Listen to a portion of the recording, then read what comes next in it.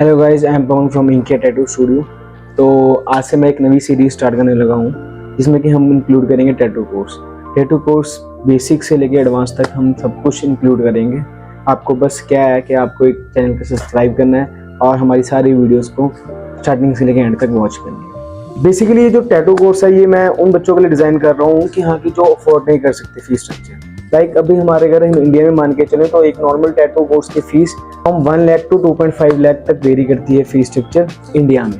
तो middle class के लिए बहुत मुश्किल है क्या नामुमकिन ही मान लो एक तरीके का, बिकॉज 1 लाख टू 2.5 लाख एक कुछ अमाउंट होती है जो कि मिडिल क्लास नहीं अफोर्ड कर पाती कई बार, क्योंकि उनके ऊपर और भी चीज़ों का होता है, फाइनेंशियल यूज होते हैं, फैमिली कंडीशंस ऐसे की होती हैं। तो हाँ, जिसकी विश है, जिसका डिज़ायर है कि हाँ कि मैंने टैटू आर्टिस्ट बनना है, तो उसके लिए एक मैं परफेक्ट प्लेलिस्ट स्टार्ट करने लगा हूँ जिसमें कि आपको प्रॉपर डिटेल्ड इन्फॉर्मेशन मिलेगी हर एक चीज़ के बारे में, नीडल्स के बारे में, मशीन्स के बारे में, उसके बाद टैटू सेटअप्स के बारे में कि हाँ आपको क्या इनिशियली क्या क्या रिक्वायरमेंट रहती है, और प्लस आप इक्विपमेंट्स कहाँ से मंगा सकते हो, कहाँ से नहीं मंगा सकते हो, कौन सा सप्लायर बढ़िया है, कौन सा सप्लायर नहीं बढ़िया है, किसकी इंक ज़्यादा बढ़िया है, किसकी नीडल्स ज़्यादा बढ़िया है। मैं ये प्रॉपर एक डिटेल्ड गाइडेंस दूंगा आपको ताकि आप भी अपने ड्रीम को अचीव कर सको।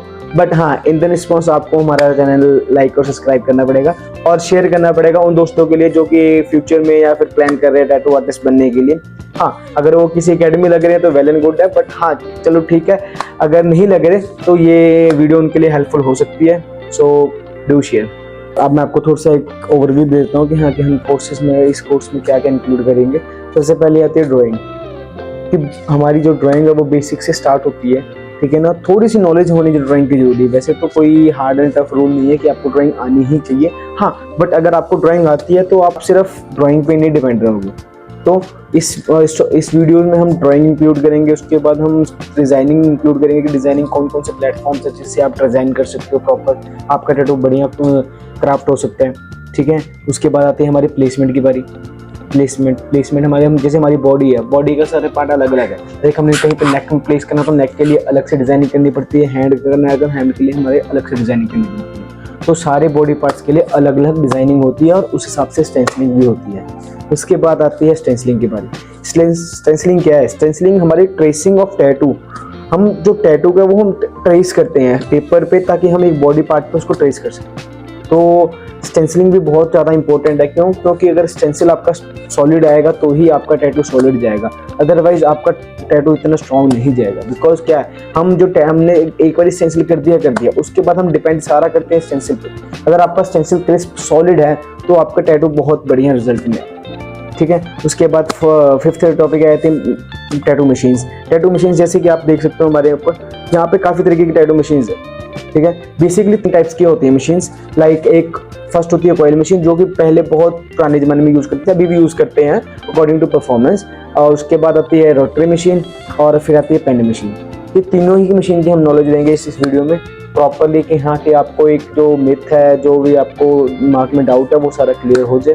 उसके बाद आती है नीडल्स की बारी। नीडल्स की इंफॉर्मेशन बहुत ज़्यादा इंपॉर्टेंट है किसी भी टैटू क्राफ्ट करने के लिए।